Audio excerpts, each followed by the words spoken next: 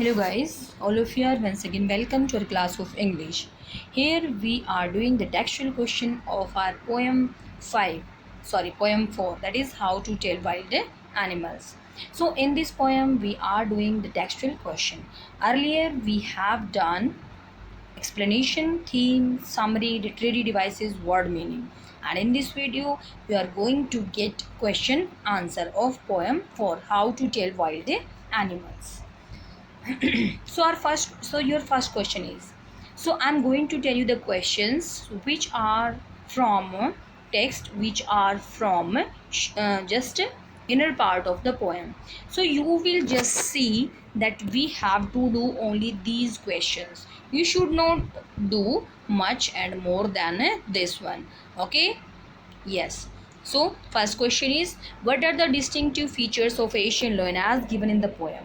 यानी कि हमारी जो पोएम है उसमें एशियन लायन की क्या क्या स्पेशल फीचर्स दिखाई गई हैं. So the answer is the Asian lion is a large beast. एक बहुत बड़ा जानवर है ये. He is brownish yellow in colour. उसका कलर कैसा है? ब्राउनिश येलो है. ही रोयर्स, गरजता रहता है. The sound is terrible to hear. उसकी साउंड बिल्कुल सुनने में डरावनी है, भयानक है. This makes one almost die due to the great fear. और इससे कोई इतना ज़्यादा डर जाता है कि वो मर भी सकता है. This is found he is found in the forest in the eastern countries of Asia. वो एशिया के ईस्टर्न कंट्रीज़ में मिलता है.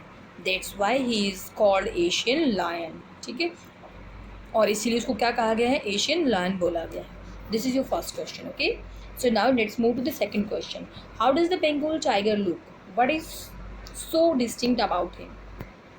यानी कि यहाँ पे हमारा पॉइंट, हमारा जो फर्स्ट स्टैंजा था बिल्कुल उसी के बारे में हमारा फर्स्ट क्वेश्चन था कि एशियन लायन कैसे आपको डराता है, क्या उसकी पहचान है, क्या डिस्टिंक्टिव फीचर्स हैं. In the second question also you will get the second stanzas summary. It means Bengal tiger हमें कैसा दिखता है उसके बारे में बताना है. Bengal tiger roams in the forest freely. जंगल में फ्रीली घूमता रहता है. He is the king of the animals. पशुओं का राजा है. He looks noble. दिखने में बड़ा ही नोबल दिखता है वो. He has black stripes on a yellow background. उसके येलो बैकग्राउंड पे ब्लैक स्ट्रिप्स हैं. When this tiger notices someone, he tries to eat him. और जब ये टाइगर किसी को भी देखता है तो उसको खाने की सोचता है. He is so terrifying with his jaws and teeth.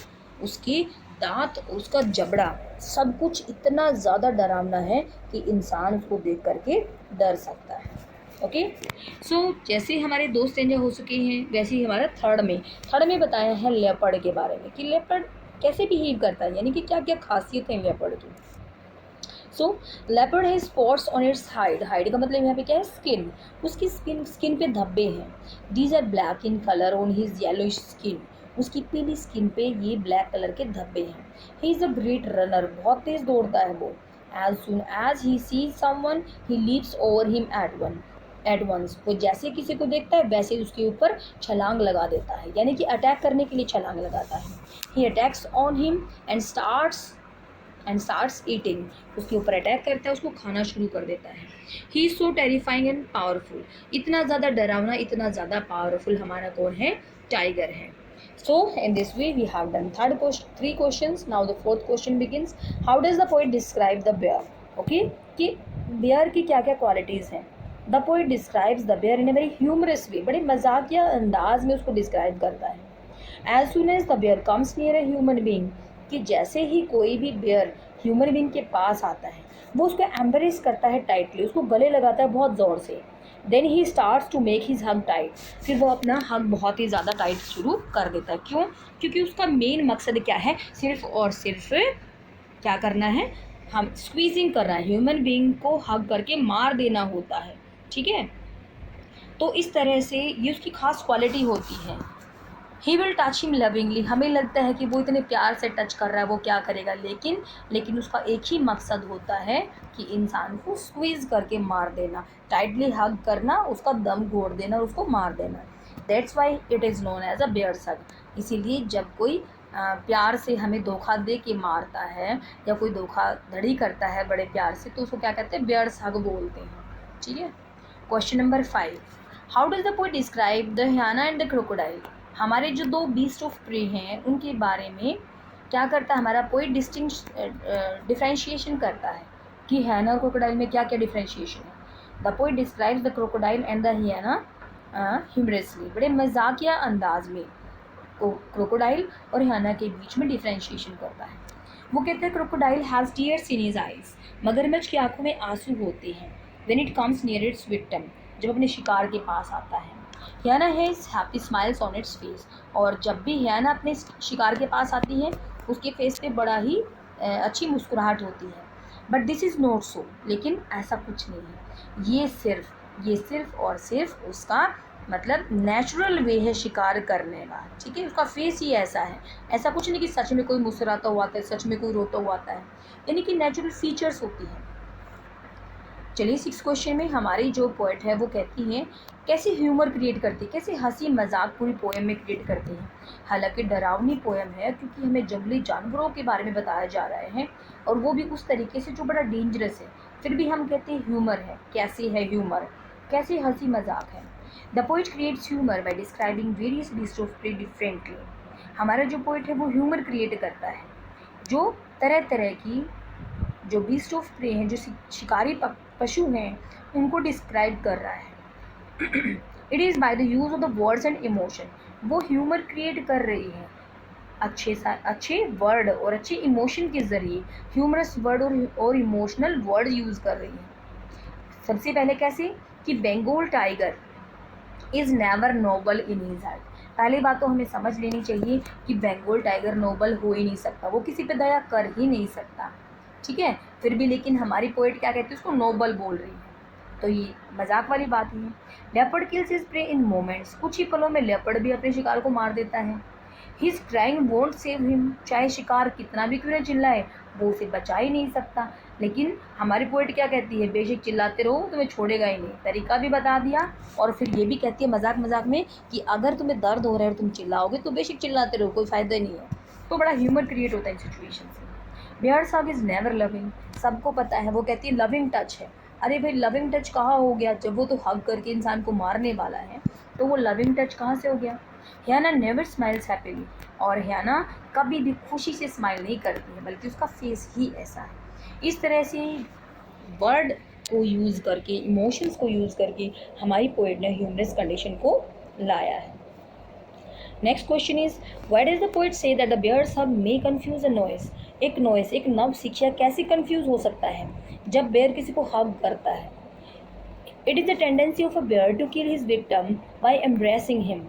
भाई ये तो एक प्रवृत्ति होती है बेयर की कि वो अपने विक्टिम को गले लगा के मारता है।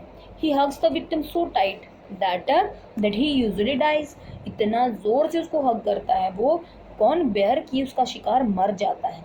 लेकिन एक नॉइस का मतलब जिसको कोई एक्सपीरियंस नहीं है जंगली जानवरों का, वो उसको तो पता ही नहीं है कि बेयर्स के तरीके क्या हैं इंसान को मारने के, वो समझेगा कि प्यार से गले लगा रहा है, वो मिसअंडरस्टैंडिंग क्रिएट हो जाएगी, ठीक है।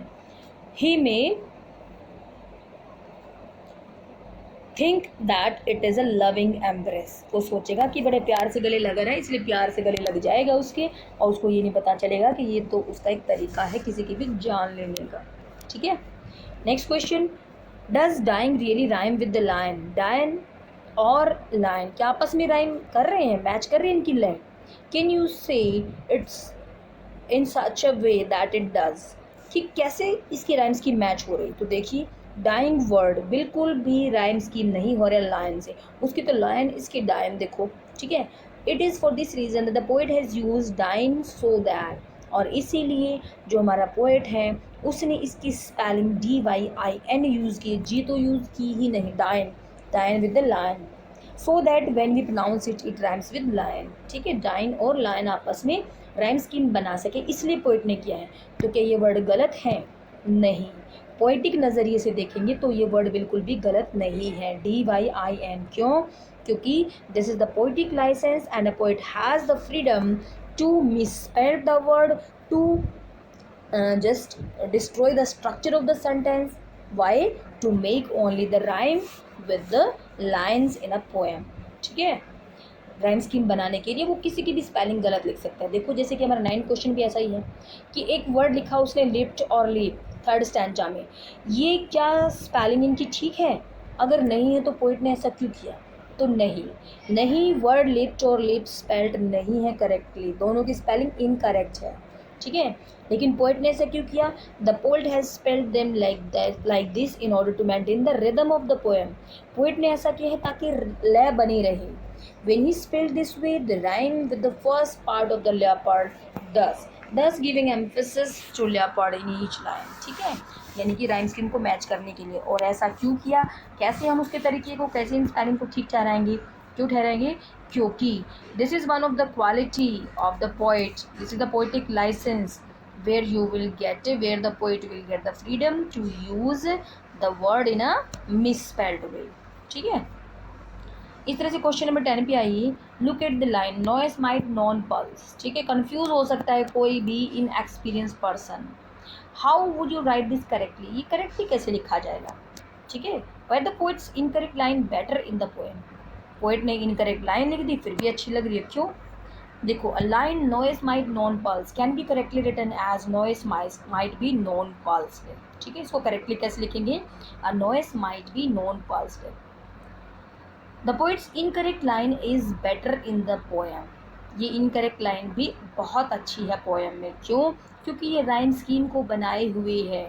By writing it incorrectly non pulse rhymes with दस, नॉन पल्स दस, ठीक है, राइम स्कीम बनाने के लिए ऐसा किया हमारे पोएट ने। तो आपका एक ही लॉन्ग क्वेश्चन आंसर है, वो आपको कर लेना है, कौन सा? ये वाला। The poet has successfully used humor to be able to tell or identify wild animals, wild animal को बताने के लिए बड़ा ही एक हमारी पोइट जो सक्सेसफुल हुई है।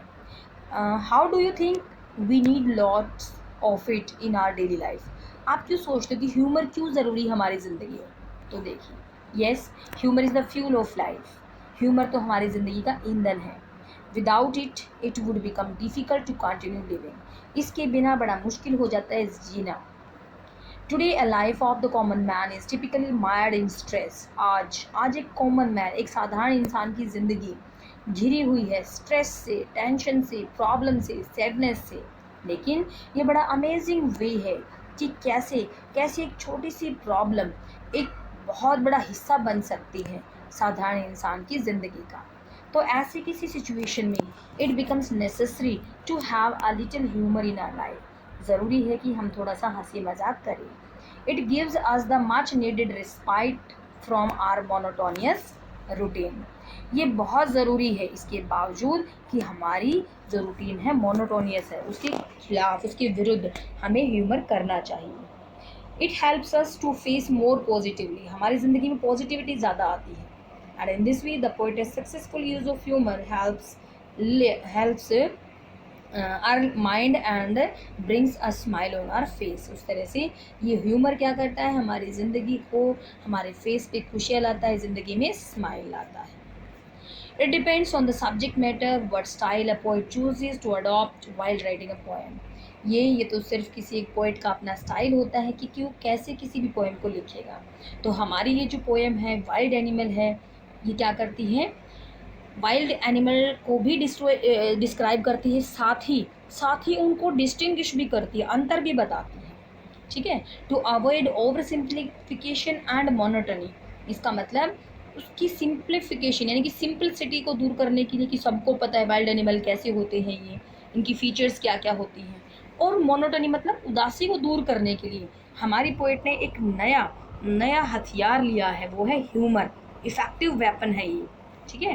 Humour use in the poem is suggestive and mild, जो ह्यूमर हमारी पोएम में है वो बड़ा ही रोचक है, बड़ा ही माइल्ड है, यानी कि किसी को हानि पहुंचाने का नहीं है, सिर्फ वो तो मजाक के नज़रिए से बता रही है। इट इज़ नॉट बाइटिंग और स्कैथिंग इन इफेक्ट, ये किसी पे कटाक्ष नहीं करता, ठीक है, और इसके अफेक्ट किसी को चोट पहुंचाने के लिए भी नहीं होते। जैसे कि एशियन लायन रोयर करता है, रोयर एज यू आर डाइंग, ठीक है। बंगाल टाइगर नोबल है, नोबल भी बता दिया उसको, वाइल्ड बीस्ट भी बता दिया, ठीक है। ये ग्रीट करता है आपको when you are roaming in the jungle. The unsparing leopard will show no mercy and it will do no good to roar with pain, यानी कि अलग अलग फीचर्स कितने ह्यूमरस अंदाज में बता रही है, ठीक है। The bear will give you just one more carcass bear क्या करेगा, आपको एक और बार हग कर देगा। इस तरह से पोइट ने यूज़ किया है सटल। सटल का मतलब बड़ा ही चतुर, चालाक तरीके से ह्यूमर का यूज़ किया है, जब वो कहती है कि हियाना हमेशा मुस्कुराते हुए शिकार करती है, लेकिन अगर किसी शिकारी पशु की, पक्षी की आंखों में आंसू होते हैं तो समझ जाइए वो कौन है, crocodile. So in this way we have completed our 10 short question and 1 long question. अब चाहे आपके टेक्सचुअल क्वेश्चन है, चाहे जो भी है, डोंट वरी, आपको सिर्फ ये 11 क्वेश्चन ही करने हैं। Okay, so till then thank you very much, have a nice